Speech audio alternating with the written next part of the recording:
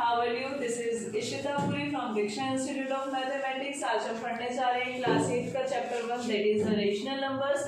Rational numbers क्या होते हैं आपको इस चैप्टर में पहले पता होना चाहिए, और उससे भी पहले कुछ ऐसे नंबर्स होते हैं जो हमें पता होने चाहिए।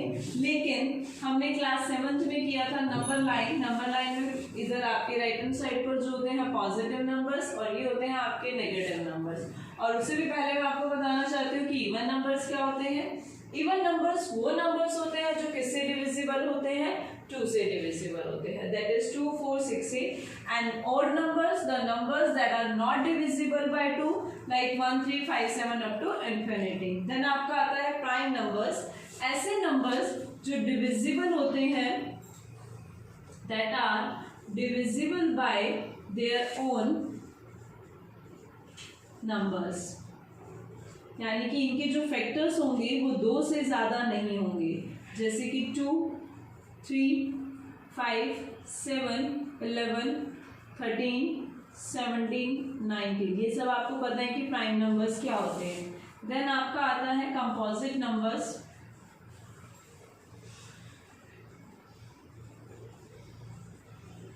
कंपोजिट नंबर्स वो होते हैं जिनके फैक्टर 2 से ज्यादा होते हैं, या वो नंबर्स किसी ना किसी टेबल पर आते हैं। द नंबर्स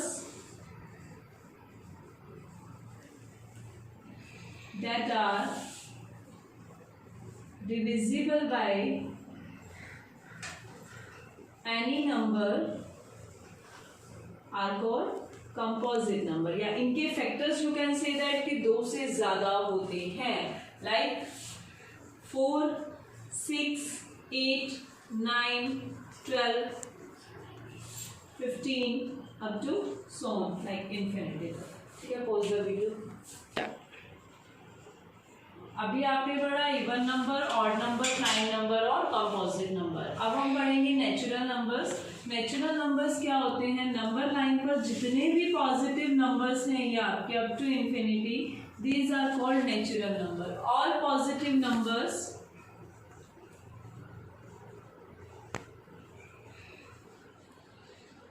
except 0, 0 को छोड़ के वो सभी क्या कहते हैं, हम उनको are called natural number, that is 1, 2, 3, 4 up to so on। ठीक है, देन आपका आता है whole numbers.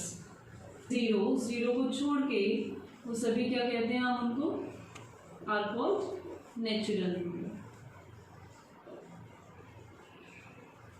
That is 1, 2, 3, 4 up to so on. ठीक है, देन आपका आता है whole numbers. Pause the video.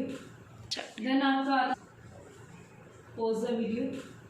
Then आपका आता है whole numbers. All positive numbers including 0 are called whole numbers.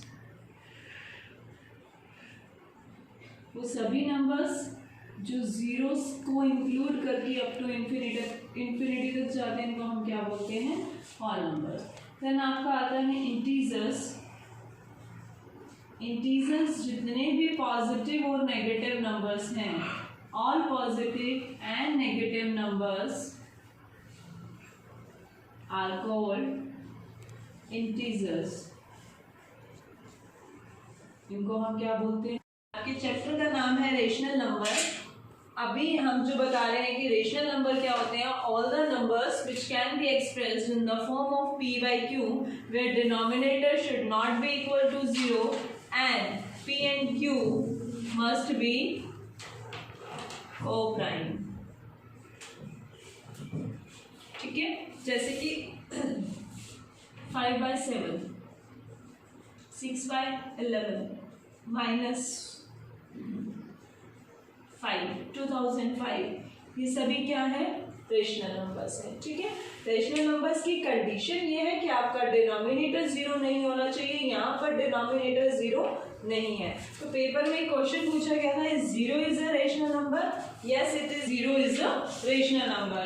All the numbers on the number line is a rational numbers? Yes, all the numbers on the all the number line is a rational number. इसके अंदर आपके natural numbers भी include होते हैं, whole numbers भी include होते हैं, integers भी इंक्लूड होते हैं, बट इरेशनल नंबर नहीं होते हैं। इरेशनल नंबर्स के बारे में हम क्लास 9th में पढ़ेंगे।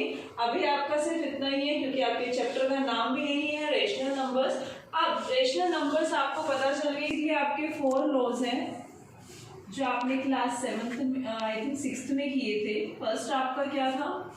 क्लोजर प्रॉपर्टी थी, या आइडेंटिटी भी बोलते हैं इसको, प्रॉपर्टी। सेकंड है कॉम्बिनेटिव प्रॉपर्टी, एंड थर्ड है आपकी एसोसिएटिव प्रॉपर्टी।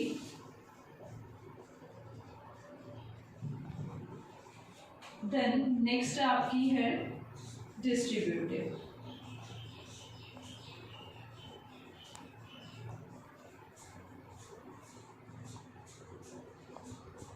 आपका है distributive property.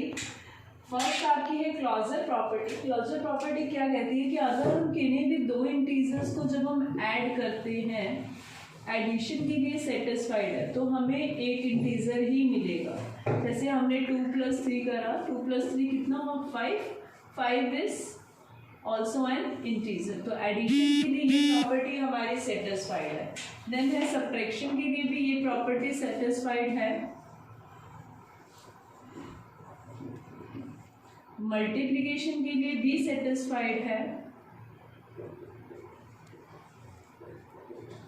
But this property is not satisfied under division.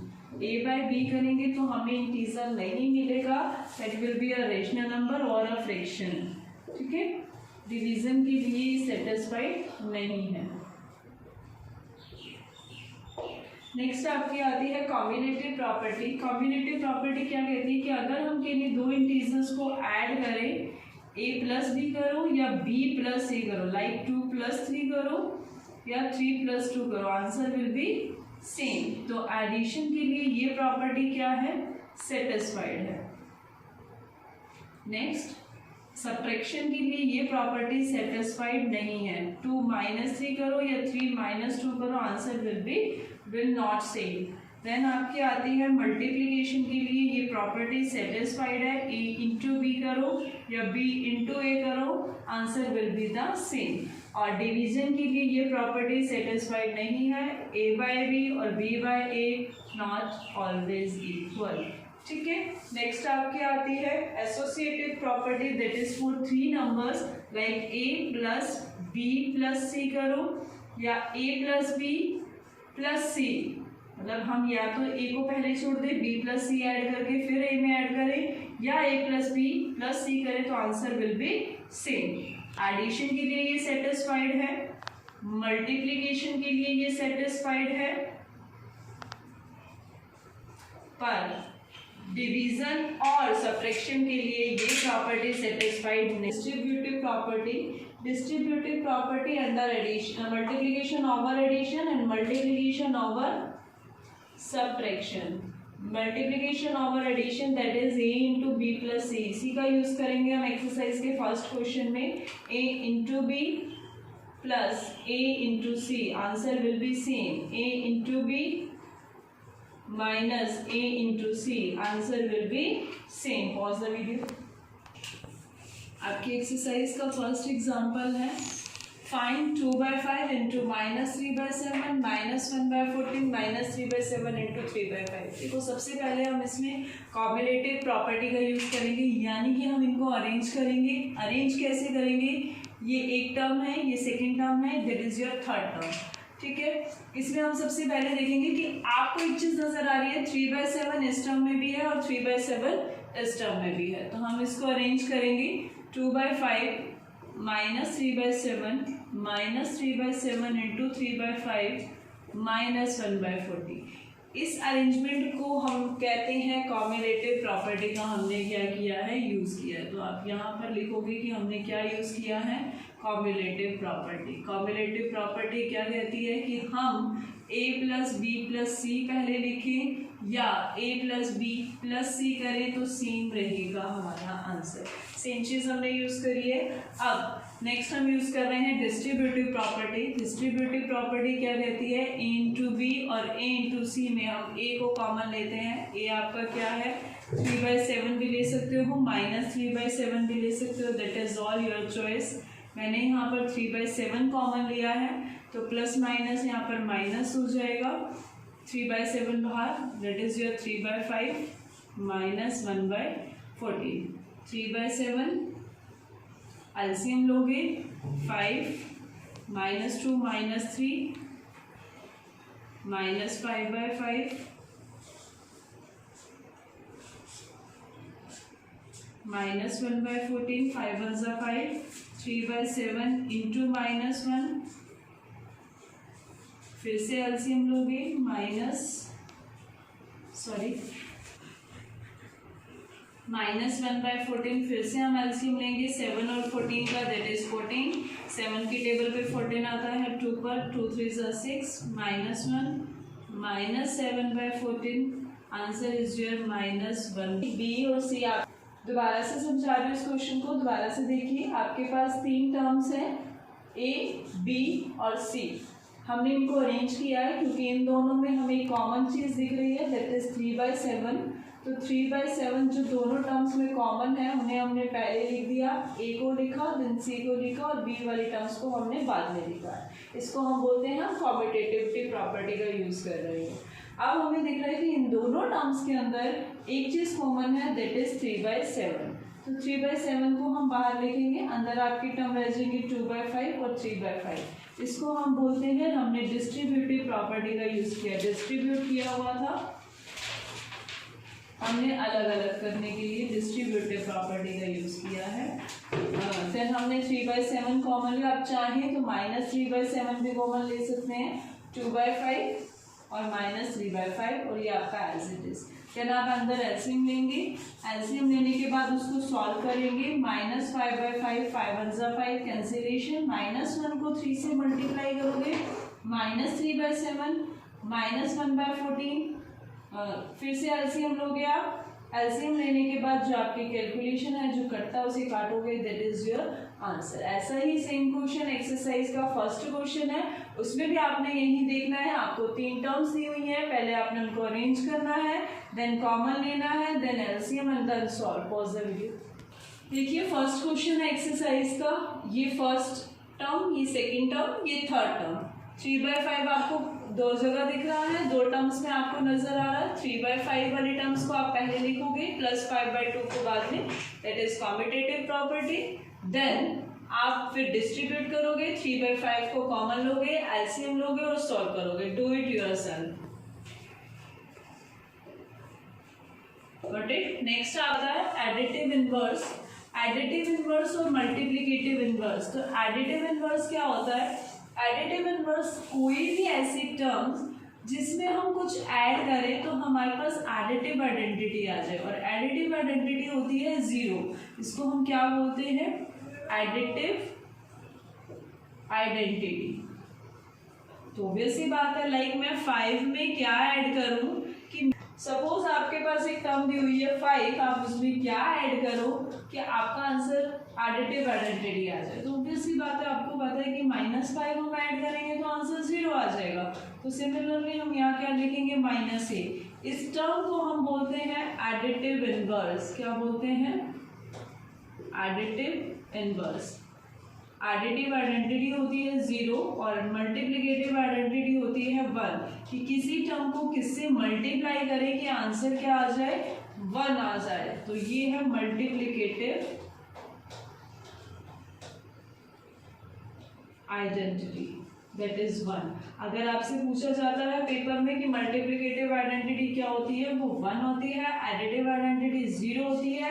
Additive एक टर्म आपको दी हुई है, इसका एडिटिव इनवर्स आपको बताना है तो आप सिर्फ साइन चेंज करोगे, और मल्टीप्लिकेटिव इनवर्स बताना है तो आप क्या करोगे, रेसिप्रोकल करोगे, क्योंकि हम जब किसी टर्म को उसके रेसिप्रोकल से मल्टीप्लाई करते हैं तो आंसर विल बी 1।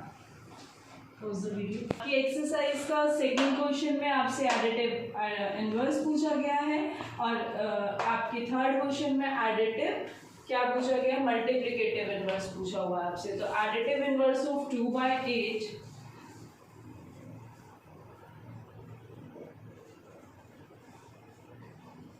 इज -2/8, ठीक है। और अगर मल्टीप्लिकेटिव इनवर्स पूछा होता तो मल्टीप्लिकेटिव इनवर्स इसका होता, आप इसका रेसिप्रोकल कर देते, दैट इज 8/2। क्लियर है, ठीक है। नेक्स्ट आपका थर्ड क्वेश्चन क्या कहता है कि हमने वेरीफाई करना है कि किसी भी टर्म में अगर हम 2 बार नेगेटिव लगाएं तो वो टर्म क्या हो जाती है, पॉजिटिव। सपोज करो आपको दिया हुआ है -5/7, तो ऑब्वियसली बात है माइनस माइनस क्या हो गया, प्लस, तो आंसर विल भी क्या आ जाएगा आपका, x ही आ जाएगा, ठीक है। नेक्स्ट आपका है फोर्थ क्वेश्चन मल्टीप्लिकेटिव इनवर्स, जो कि मैंने आपको बता दिया है।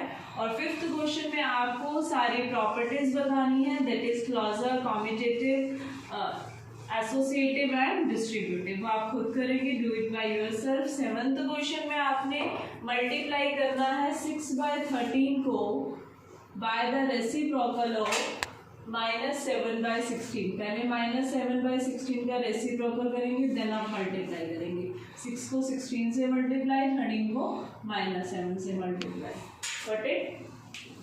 नेक्स्ट आपका सेवंथ क्वेश्चन है। सेवंथ क्वेश्चन में भी आपको प्रॉपर्टीज बतानी है। 8th में आपने मल्टीप्लिकेटिव इनवर्स बताना है, 9th में भी मल्टीप्लिकेटिव इनवर्स बताना है। बस आज के लिए इतना ही, हम नेक्स्ट एक्सरसाइज नेक्स्ट सेक्शन में करेंगे। Thank you.